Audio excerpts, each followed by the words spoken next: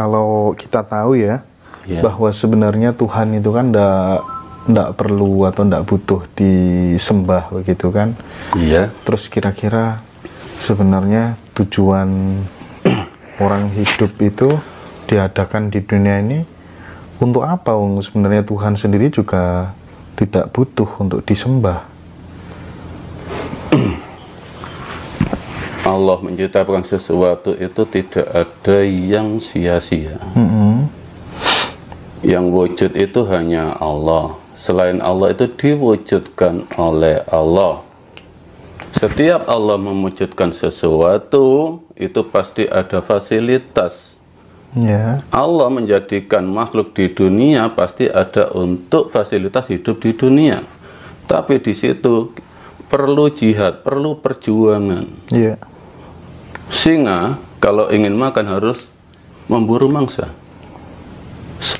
Semua makhluk hidup pasti diberikan oleh fasilitas oleh Allah. Dan Allah menciptakan neraka dan surga pasti memberikan fasilitas seorang pembimbing yang bisa menuju ke surga. Jadi, ya kita harus berjihad. Cari pembimbing. Allah tidak butuh disembah, tapi di situ kita harus sadar. Harus sadar, kita diciptakan wa ma khalaqtul jinna wal insa illa liya'budun. Allah tidak menciptakan jin dan masih hanya untuk menyembah Allah. Menyembah itu bukan berarti harus bersolat dengan rukuk sujud. Tidak. Tundukkan hidupmu pada Allah. Percaya pada Allah. Dengan apa? Dengan takdir yang diberikan Allah. Itulah menyembah Allah. Mempercayakan hidupnya kepada Allah dan yakin dipercaya oleh Allah. Allah tidak pernah mempunyai sifat merentah. Memerintah nggak ada. Allah hanya sifat berkehendak. Oke, sampai di sini. Allah bisa berkehendak kepada siapapun. Iya. Bisa jadi baik, bisa jadi buruk. Iya. Tapi kenapa kemudian masih katanya orang-orang itu kalau kamu berbuat baik ada ancaman begini. Iya. Padahal Allah sendiri bisa berkehendak, terserah aku mau tak jadikan baik, mau buruk, gitu gimana, Mbak? Di situ ayatnya ayatnya itu wa amilus sholihat. Wal asri innal insana lafi khairin illa ladina aman wa amilus sholihat, bukan wa amilul khair. Amal sholihat dan amal khair itu beda. Kalau amal baik itu amal khair. Di situ sholihat amal yang untuk ke Allah. Khair wasar, jelek dan baik itu dari Allah. Dari Allah. Iya. Bukan kehendak kita. Jadi Allah itu tidak memandang jelek dan baik, nggak ada ke Allah. Tapi sadar, seorang WTS apa nggak bisa selamat? Yakin bisa kalau dia sadar, ya Allah, bukan kemauan saya jadi WTS, tapi inilah takdir dari kamu ya Allah. Saya ridho melakukan. Memang Allah mencukupi dia menjadi WTS. Jangan pandang WTS itu orang yang jelek. Dia hanya melaksanakan takdir. Apa ada orang bercita-cita menjadi WTS? Betul. Apa ada orang yang beringin menjadi orang jelek? Tapi Allah yang memberikan karakter. Kita harus bisa terima. Itulah karakter dari Allah. Qul huwallahu ahad itu sifat. Katakan, ungkapkan. Jangan katakan, ungkapkan. Kalau ungkapan dari hati, kalau katakan dari mulut. Ungkapkan, Allah itu nomor satu. Jadi kita lihat apapun Allah yang membentuk karakter dia. Allah yang menjadikan kejadian ini. Allah yang memberikan keadaan saya yang begini. Sadar semua Allah. Kita kembalikan ke Allah. Jadi nggak ada orang yang jelek, orang yang bodoh akan tidak selamat. Itu mana ayatnya? Yang pasti celaka itu orang kafir. Yang pasti beruntung itu orang iman, bukan orang pandai. Orang yang iman itu apa? Sadar semua yang diberikan ini memang Allah memberikan dia begitu. Kalau dia tidak mengerti agama, tidak mengerti, memang dari lahir dia dari ekonomi lemah. Dari kecil diajarkan bertani, nggak pernah bertemu dengan ulama. Apa dia tidak punya hak selamat? Ya pasti punya. Kalau menemukan pembimbing, hanya disuruh sadar. Yang ridho menerima takdir. Ini bukan penghalang kamu untuk ke Allah. Ke Allah tidak perlu harus pandai. Pandai itu apa? Iya, iya. Tapi sadar Allah memberikan fasilitas kehidupan. Kalau kita di dunia, raih dunia. Tapi sadarlah, hasil terserah Allah.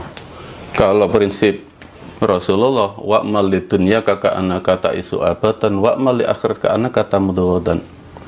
Bekerja yang keras, seakan-akan kita hidup selamanya. Bawalah sadarmu ke Allah, seakan-akan nanti kita mati.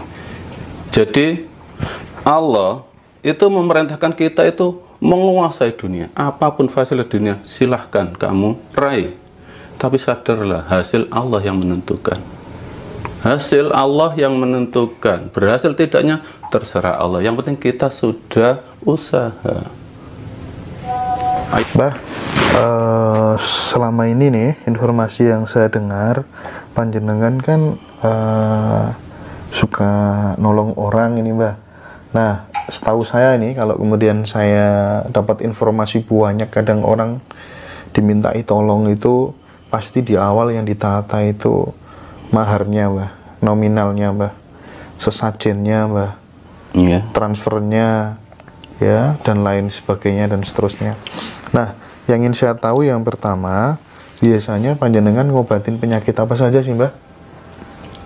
Macam-macam penyakit. Baik medis maupun non medis. Medis, non medis. Yang medis contohnya apa, Mbah?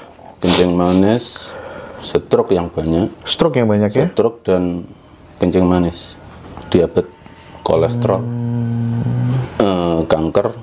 kanker miom, kanker payudara. Diabetes pernah, Mbah, yang sembuh? Sering sembuh dengan melalui bekam dan herbal. Bekam, herbal. Ya. Terus ada lagi nggak untuk menyembuhkan diabetes? Biasanya menggunakan bekam dan herbal. Kan misalnya kalau diabetes itu parah, sudah membusuk. Kan yang membuat busuk kulit itu darah kotor yang hitam. Jadi kita ambil langsung pada boroknya itu, kita ambil darahnya, kita bersihkan. Kita bersihkan, lalu kita nanti darah yang sehat ini akan keluar dan ini akan kering kulitnya, dan kita suplai dengan herbal. 100% bisa pulih. Pulih yang contohnya sudah banyak. Ada di foto HP. Oke. Di ketua tim ada. Dalam 3 kali penanganan. 3 kali penanganan langsung sembuh ya. Kalau stroke, Bah, cara menanganinya bagaimana? Stroke itu kan saraf terjepit. Iya. Ya dengan bekam, akupuntur dan herbal. Terutama yang diutamakan dalam pengobatan kami adalah dari hati dulu. Kita buka hatinya, kita suruh ridho, semua penyakit dari Allah kita kembalikan ke Allah, kita tata rohaninya dulu, baru luarnya kita sembuhkan. Berarti pertama kali sebelum teknis atau terapi penyembuhan itu, yang perlu ditata adalah terapi kolbu ya, Mas? Terapi kolbu dulu. Apa hubungannya hati dengan penyakit kira-kira? Soalnya banyak orang baik juga sakit. Iya, karena munculnya penyakit itu mayoritas dari rasa was-was, tidak percaya diri, was-was, takut dengan kematian, takut dengan kehilangan harta benda. Nanti kita sadarkan dulu. Hidup susah. Kita sadarkan dulu, semua itu awalnya dari Allah. Kalau memang diminta Allah, mau apa kita? Jadi di situ ada ritual khusus membuka hati itu, kita sentuh dikit-dikit, kita suruh menurunkan semua yang di otak ini turun ke hati, dan di situ Allah membimbing dalam hati keridhoannya. Sudah ridho, pasrah, baru kita sembuhkan fisiknya. Kalau langsung ke fisik, hatinya tidak bisa, ya bisa sembuh, tapi prosesnya lebih lama. Kalau sudah hatinya sembuh, jadi minimal dalam pengobatan kami memang yang menentukan sembuh dan tidak itu Allah, tapi paling tidak hatinya sembuh. Sewaktu-waktu kembali ke Allah dalam keadaan iman. Kita bimbing hatinya ke iman dulu. Iya. Oke. Kalau yang non medis contohnya apa, Mbah, yang sudah pernah ya, namanya kita itu alam rimba, hati ada yang sesat, ada yang tidak, semua itu sudah warna dunia. Ada kalanya kan iblis melalui kekuatan iblis santet, ya umumnya santet lah. Misalnya menghambat rezeki orang, menebarkan magic di rumah orang, itu kita tangani. Dengan sekali penanganan biasanya tidak sampai 5 menit.